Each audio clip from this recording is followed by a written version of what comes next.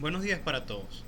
Hoy hablaré acerca de un tema conocido como medidor virtual de producción para estimar el flujo másico en pozos petroleros, realizado por mi persona, Juan Andrade, y tutoriado por el ingeniero José Luis Arellano. ¿Por qué se realiza esta investigación? Básicamente debido a la problemática que se tiene en cuanto a la cuantificación del flujo multifásico, es decir, gas, agua y petróleo que circula desde el fondo del pozo hasta la superficie.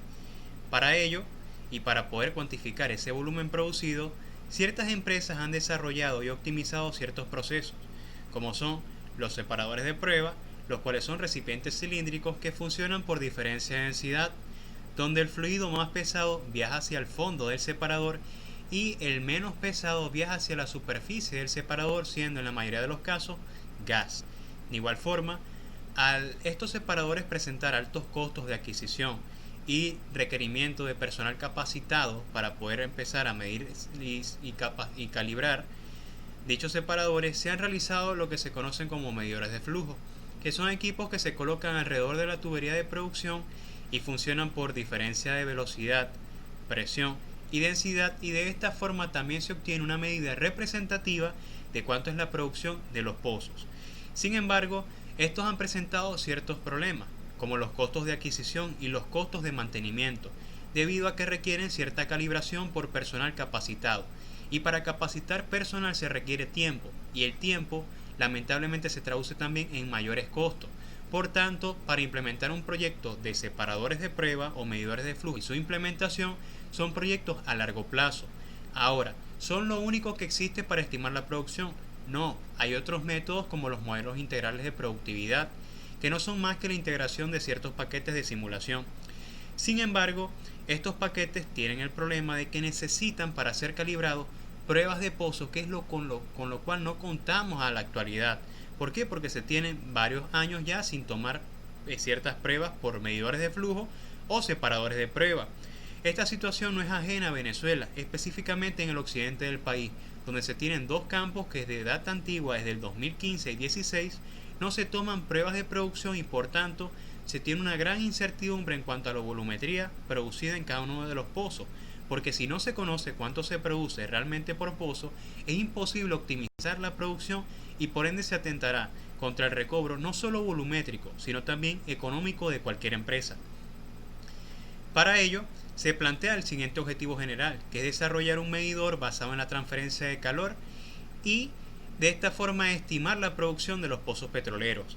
¿Basado en cuál metodología? En la metodología NAS, necesidad, la cual es el problema anteriormente mencionado, porque no se cuenta con pruebas de producción, no se tiene una medición pozo a pozo, no contamos con certidumbre en cuanto a cuánto produce cada una de ellas o de esos pozos, lo cual trae consigo un descontrol en la medición y por tanto solo se está conociendo cuánto se produce de forma global.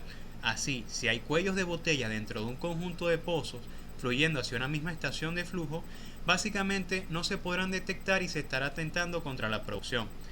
En base a eso se buscaron las alternativas, separadores de prueba, medidores de flujo y modelos integrales. No se pueden aplicar por lo mencionado anteriormente. Son proyectos a largo plazo y necesitamos una estimación actual. Por ende, surge lo que son los medidores virtuales, que básicamente este medidor virtual es un modelo basado en la transferencia de calor por convección utilizando inferencia lógica.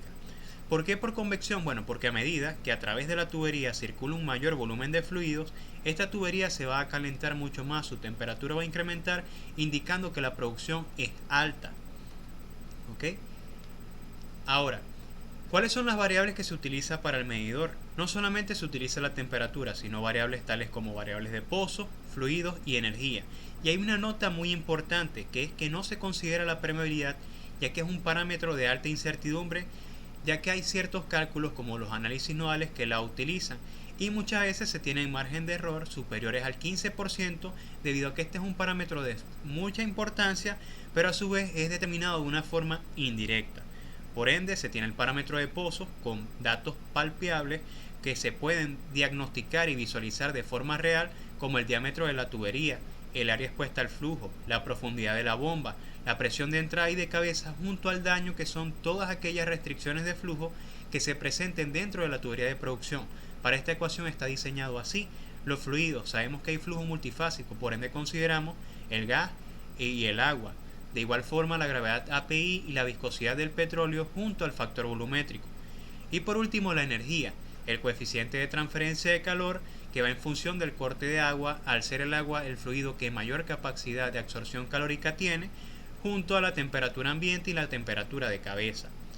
Para esto, se utiliza la inferencia lógica para posicionar estos parámetros y obtener la variable objetivo que es el flujo másico o la tasa de producción de petróleo. La inferencia lógica es un método no probabilístico y no lineal donde se ubican cuáles son aquellos parámetros en función de la experiencia que aumentan la producción para ubicarlos en el numerador y cuáles son esos parámetros que disminuyen la producción o que son inversamente proporcionales para ubicarlos en el denominador. Y de esta forma se construyó la ecuación conocida como ecuación MVP. Ahora, hay ciertas consideraciones que hay que tomar en la inferencia lógica. ¿Por qué?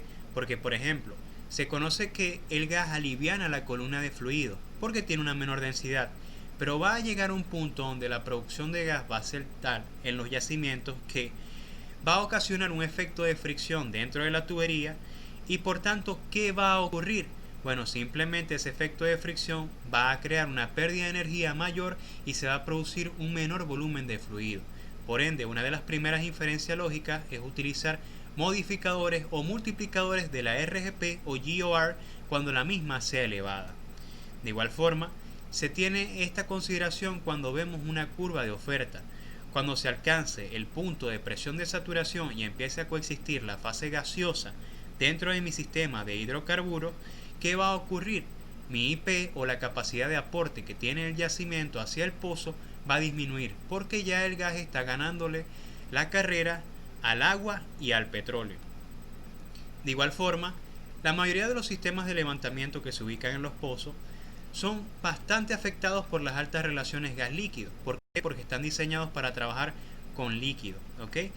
¿Qué quiere decir esto? Que a mayor tasas de gas que se produzca por pozo, el rendimiento y la efectividad y eficiencia de los equipos va a disminuir, lo que va a atentar contra la vida útil y va a disminuir la producción. Y aquí está esta gráfica donde se observa que hay una disminución tanto en la producción de petróleo como en la producción de agua y hay un incremento en la producción de gas. ¿Por qué? Porque estos equipos no están construidos y hechos para manejar altas tasas de gas y petróleo. ¿Ok? Ahora, ¿cuáles son los resultados obtenidos para este medidor? Para los campos en tierra se tienen diferentes bloques, donde para cada uno de estos bloques, ubicados en el área norte, centro y sur de este yacimiento en tierra, se tienen diferentes multiplicadores o factores de ajuste. En este caso, contamos con 43 pozos, los cuales proporcionaron un error, es decir, o una desviación entre el valor proporcionado por las pruebas de producción y el valor proporcionado por el medidor virtual apenas de un 4.25%, es decir, es muy cercano a la realidad. Y de igual forma la certidumbre que se tiene es del 97.5%. ¿Qué quiere decir esta certidumbre? Que de cada 100 pozos, en 97.5 de los mismos, se tendrá un porcentaje de error o de desviación menor al 10%, lo que quiere decir que el medidor da resultados satisfactorios para los casos de los campos en tierra. De igual forma, se tienen los casos en lago, donde se cuenta solamente con 13 pozos, el error o desviación es de 4.4% y la certidumbre es de 94%, es decir, que de 100 pozos, 94 van a proporcionar márgenes de error muy pequeños.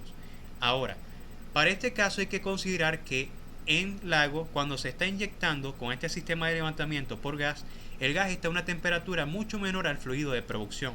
Por tanto, acá ocurrirá una transferencia de calor, lo que ocasionará que incremente la viscosidad del petróleo. Y al incrementar la viscosidad del petróleo, la tasa de producción va a disminuir. ¿Por qué? Porque la movilidad dentro de la tubería va a ser menor. De igual forma, cuando el petróleo entra en contacto dentro de la tubería con el fondo del lecho marino y la columna de agua del mismo, en este caso del lago, se creará otra transferencia de energía. ¿Por qué? Porque el agua está a temperaturas muy bajas y el fluido viene a una temperatura mayor, lo que ocasionará otro incremento de viscosidad y otra disminución en el caudal de petróleo.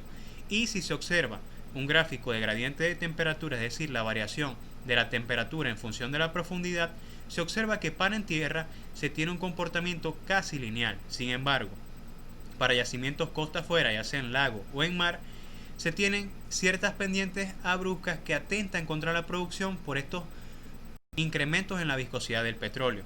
Ahora, de forma global, los resultados indican que la diferencia en barriles entre lo real y las pruebas del medidor virtual fue apenas de 97 barriles para 56 pozos, lo que quiere decir que el margen de desviación es menor a 2 barriles, con una confiabilidad del 95% y una desviación muy pequeña de un 4.35%, indicando que el medidor proporciona tasas muy cercanas a la realidad con un margen de confiabilidad bastante elevado.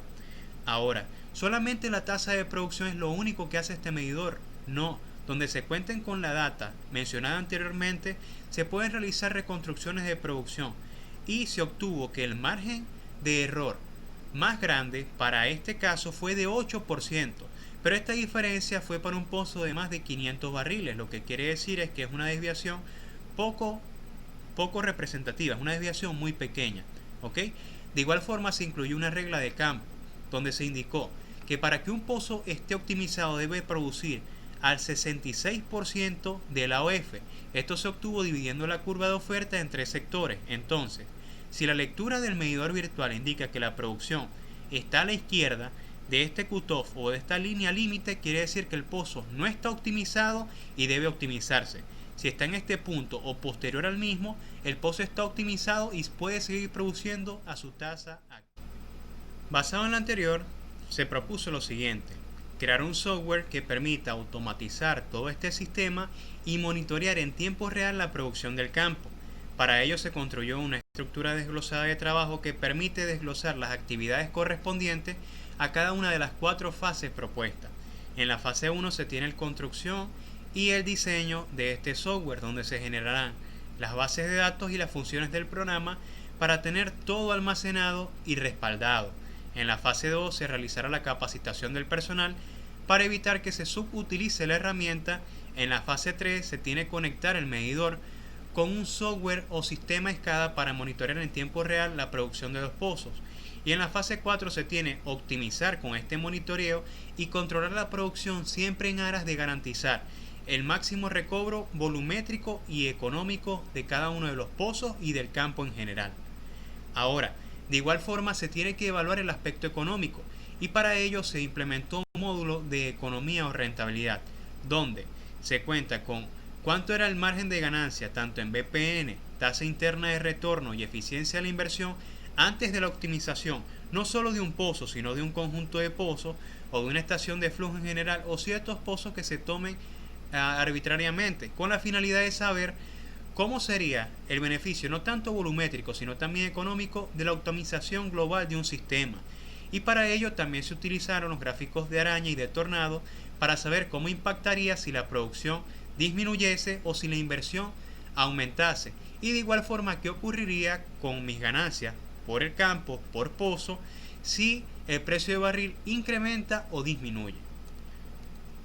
Con esto llegamos a las conclusiones, donde la primera conclusión es que en función de 2 leyes fundamentales, que es la transferencia de masa y energía, el medidor permitió obtener medidas representativas para los pozos perforados en los yacimientos tierra y en lago. De igual forma, permitió obtener una información histórica con alto grado de certidumbre, donde no se cuente con información confiable a través de la reconstrucción de producción. Y esta es de vital importancia para hacer el cálculo de reservas a través del método de declinación de producción. De igual forma, a través de la inclusión de la OF se permitió optimizar los pozos con el parámetro del 66% del mismo, aunado a otras utilidades o bondades del medidor como validar niveles dinámicos y asimismo realizar pruebas multitasa sin necesidad de desembolsar enormes cantidades de dinero en herramientas de subsuelo. Y por último, la propiedad más fuerte de este medidor radica en que se conocerá en tiempo real cuáles son los pozos que son bajos o son malos productores en estos momentos y que se pueden optimizar para asegurar siempre de obtener el máximo beneficio económico y volumétrico de cada uno de nuestros proyectos. Con esto llegamos al final con un pensamiento que les dejo por acá. La tecnología avanza a niveles exponenciales, donde el único recurso necesario es el mental. Sueñen, creen e innoven. Muchísimas gracias y que tengan un feliz día.